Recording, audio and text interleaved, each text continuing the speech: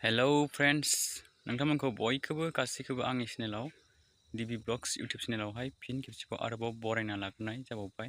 दा लोगोफोर दिनैनि कन्टेन्टआ बेनोदि दा आङो नोंथांमोननि गेजेरावहाय मोननैसो प्रडाक्टनि सोमोन्दैहाय शेयारिं खालामनो सानदों। नोंथांमोनहा नायनानै लाबानो जाबाय। नोंथांमोनहाबो बे प्रडाक्टनि बागै मिन्थिगोन आरो बुजिगोन आरो नोंथांमोनहाबो गावनि नांगौ जानाय बुस्थुखौहाय नोंथांमोनहाबो गावनि लाइफआवहाय बे प्रडाक्टखौहाय इउज खालामनो हागोन आरोखि। दा नोंथांमोना नायलांबाय थाबानो जाबाय प्रडाक्टआ।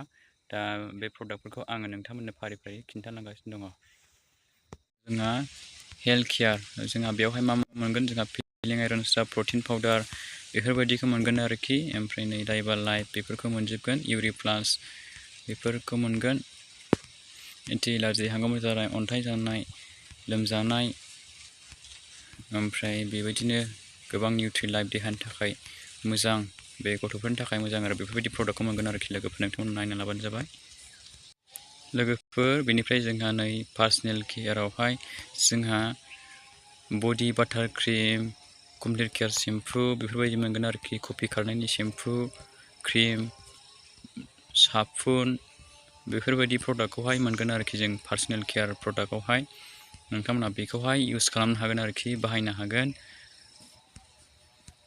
दानिया नोंथांमोना नायदोलाय, नैबेयावहाय जोंहा एग्र' केयारावहाय मा प्रडाक्ट मोनगोन होनबा जोंहा नै हासारनि आबाद मावनायाव बाहायग्रा हासार मोनगोन, एमआइ स्प्रे मोनगोन, जोंहा बिफां लाइफां आबाद फिथाइ सामथाइ जौगाखांनायनि देरनायनि नै ग्र' मेजिक एडभान्स बेफोरखौ बाहायनो हागोन नोंथांमोनहा। बे गासिबो आयुर्वेदिकआव गोग्लैजोबो आरोखि, बेहाय जेबो मेडिसिन गैया आरो बे जेबो एफेक्ट खालामा आरोखि। नोंथांमोना बेफोरखौहाय इउज खालामनो हागोन आरोखि। बेनिफ्राय लोगोफोर नै हम केयारावहाय मा प्रडाक्ट मोनगोन होननानै बुङोब्ला नै जोंहा बेबायदि मोनगोन, डिस वाश नोंथांमोना सपआवहाय गलायावहाय लायो नङा होमबा, बेफोरखौबो नैबेहाय प्रडाक्टआवहाय मोनगोन आरोखि। ओमफ्राय kill and shine powerful toilet cleaner, फायखाना सुग्रा बेफोरखौ मोनगोन। ओमफ्राय नै फ्ल'र क्लिनार, न' सुग्रा, प्लास्टार सुग्रा बेफोरखौ मोनगोन, डिटारजेन्ट बेफोरखौ मोनगोन आरोखि। ओमफ्राय नै मेक्स ब्राइट गस्ला सुग्रा, गस्लाखौ साखोन सिखोन लाखिग्रा, गस्ला मैला जानाय गस्ला लंपेन्टखौ सुग्रा बेबायदि साफा खालामग्रा बे प्रडाक्टआवहाय मोनगोन आरोखि बेहाय लोगोफोर। बेनिफ्राय नोंथांमोना नै फुड एन्ड बेभारेजआवहाय मा मोनगोन, नोंथांमोना टि लाइट, नोंथांमोना साहायाव होग्रा सापाति मोनगोन आरोखि। ओमफ्राय मासाला कावा बेबायदि मोनगोन आरोखि प्रडाक्ट। ओमफ्राय नै काश्मिरि कावा बेबायदि प्रडाक्ट मोनगोन आरोखि नोंथांमोना। बेनिफ्राय नोंथांमोना नायलांबाय थादों नै एलिमेन्ट्स वेलनेस प्रडाक्टआवहाय मायाहाय गोग्लैयो। जोंहा माखासे केटेगरि वाइसैहाय elements wellness protein powder, complete care shampoo बेफोरबायदिया एलिमेन्ट्सआव गोग्लैजोब्बाय आरोखि। एन्टि ड्राबडेल सेम्पु, माल्टि एक्सन क्रिम, फिलिं आयरन सिराप, ओमफ्राय नै इउरि प्लास 3 बडि लसन, नै बडि क्रिम बेफोरो एलिमेन्ट्स प्रडाक्टआवहाय गोग्लैयो आरोखि ना लोगोफोर। बेनिफ्राय अन एन्ड अन प्रडाक्ट्सखौहाय नायोब्ला नै नोंथांमोनहा नुगोन, अन एन्ड अन प्रडाक्ट्सआव मायाव गोग्लैयो, नै स्ट्रबेरि बडि बाटार क्रिम गोग्लैगोन। ओमफ्राय सेन्डेल लाक्जारि बाथिं बार बेफोर गोग्लैगोन। सपफोरा पापाया सप, निम सप बेफोरो टार्मारिक मिल्क एन्ड स्ट्रबेरि, डाइबा लाइफ, निउट्रि लाइफ बे गथ'फोरनि थाखाय जोबोद मोजां, देहानि थाखाय थाग्रा लाखियो बियो। ओमफ्राय नैबे काश्मिरि कावा, ओमफ्राय नैबे महा ब्रिंग्रास बे खानाय गनायनि थाखाय, खानाय गुनायनि थाखाय, खानाय मोननायनि थाखाय बे बिराद मोजां प्रडाक्टहाय नै। ओमफ्राय हार्बेल टुथपेस्ट मोनगोन।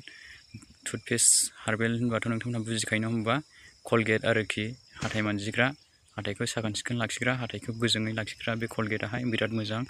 मिजौनाय, सानाय सुनाय, हाथायाव दै ओंखारनाय बेनि थाखाय बे कलगेटआ बिराद मोजां आरो नोंथांमोना इउज खालामनो हागोन बे कलगेटखौ। दा नोंथांमोना नायलांबाय थादो आरोखि। बेनिफ्राय लोगोफोर नै नायलां, इन्डिया ग्र' बे प्रडाक्टआवहाय मायाहाय गोग्लैयो, नै जोंना बोसोस्ट्र' सुपार 2 kg बेयो मैगं थाइगङाव जौगानायनि थाखाय होग्रा हासार, एमआइ स्प्रे बेफोर गोग्लैयो। ओमफ्राय ग्र' मेजिक एडभान्स बेफोरो गोग्लैयो आरोखि। नैबे ग्र' मेजिक एडभान्सआहाय जेनेबा मैगं थाइगंखौ जाखांहोनायाव हेफाजाब होयो आरोखि, मैगं थाइगंखौ जौगाखांहोनायाव बेफोरखौ मोनगोन। इन्डिया ग्र' बेफोरखौ मोनगोन आरोखि। मडिफाइ, एक्सरेस, ओमफ्राय अलिभ बेफोर प्रडाक्टखौ मोनगोन आरोखि, मैगं थाइगं आबादाव बाहायग्रा। दा नैबे मोनसे एमआइ स्प्रेया, नोंथांमोनाथ' मिन्थियो नङा होमबा लोगोफोर थास' बिलाइयावहाय मा थास' बिलाइयावहाय दैयाहाय सिया होननानै मिन्थियो। दा नैबे एमआइ स्प्रेखौहाय नोंथांमोनहा लाबोनानै इउज खालामनाय नोंथांमोनहा थास' बिलाइयाव दै होदो, बेनि उनाव नोंथांमोनहा मा खालामदो नैबे एमआइ स्प्रेखौ थरथिंसे नोंथांमोनहा बिजिजों नङाबा माबा स्टेफेनजों जेनेबा थुनानै बेखौ थरथिंसे हो बै थास' बिलाइयाव दोननाय दैयावहाय। होमब्लानो बियो लासैनो गावनो थास' बिलाइया लासैनो सेबखांजोबगोन आरो ओमफ्राय बियो गासैबो माबाखौनो सिजोबगोन आरो गिसि खालामजोबगोन आरो थास' बिलाइखौनो। दा नोंथांमोना इउज खालामना नायनो हागोन, ट्राइ खालामनायनो हागोन। बे प्रडाक्टखौहाय नोंथांमोना जोबोद मोजां, बे आबादनि थाखायबो मोजां।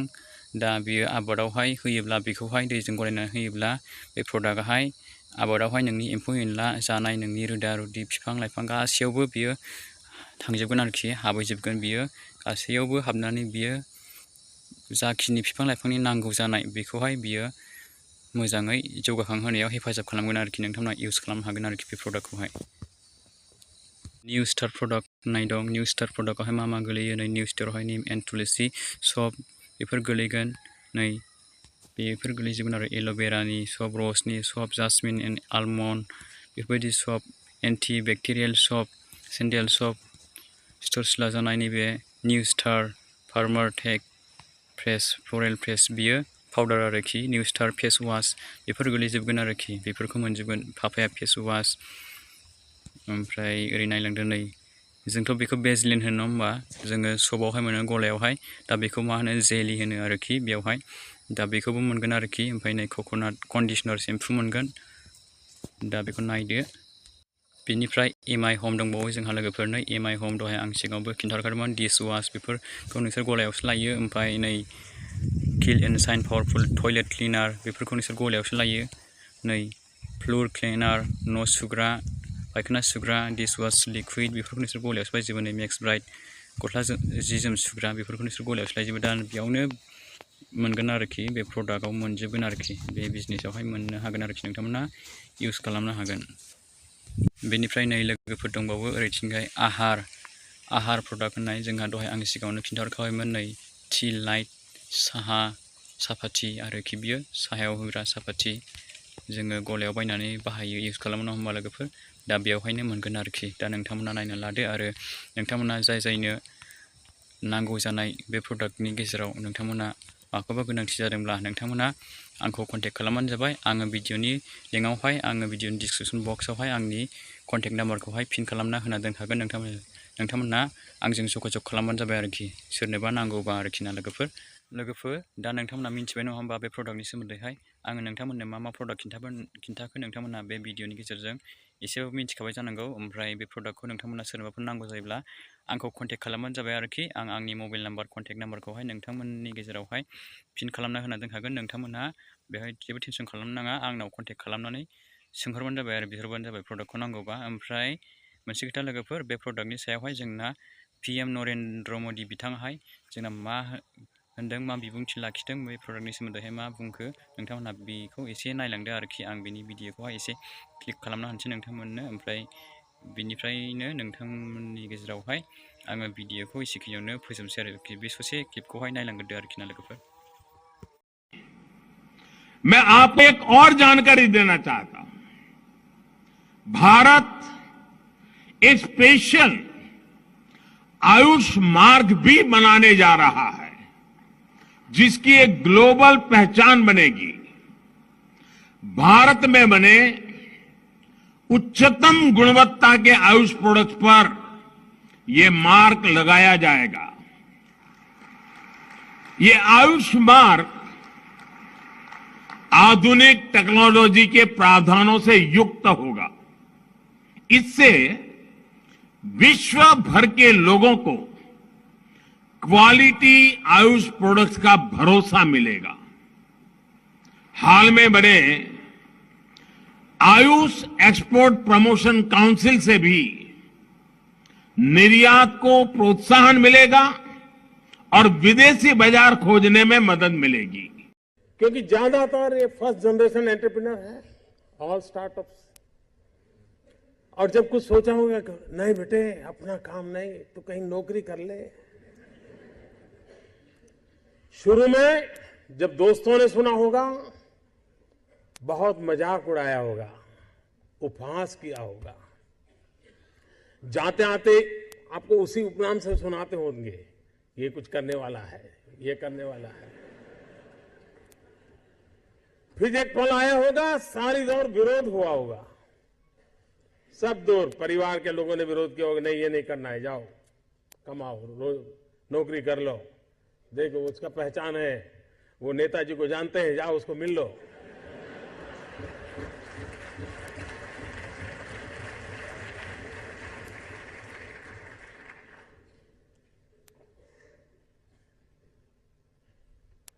उस विरोध के बावजूद भी जो टिके होंगे, आज सब लोग कहते होंगे कि यार इसने तो कमाल कर दी, कुछ ऐसा मुझे भी करना है।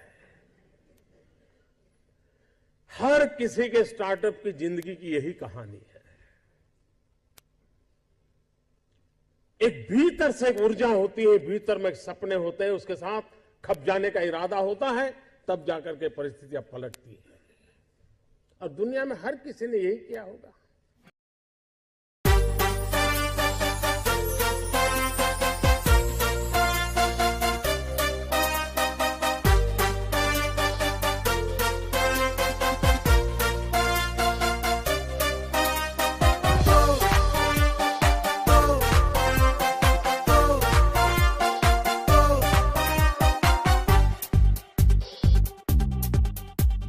Spin your life, show your style, grow up with my lifestyle.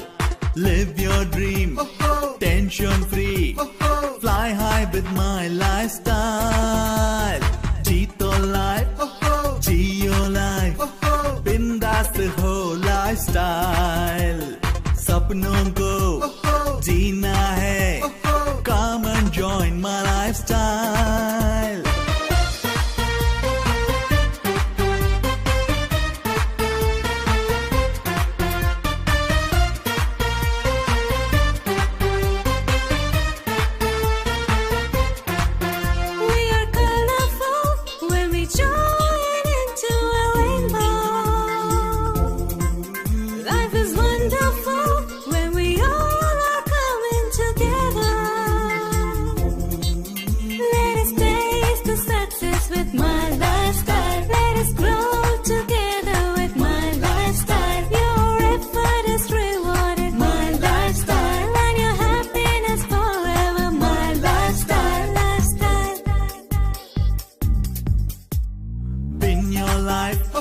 Show your style, grow up with my lifestyle.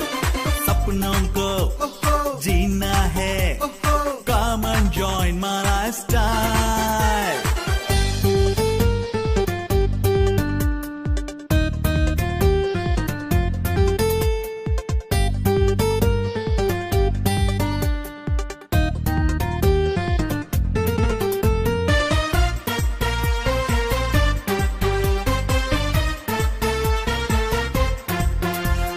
हर पल को अपना बना लो तुम, माई लाइफस्टाइल बल पर तुम हर दिन सफल हो तुम।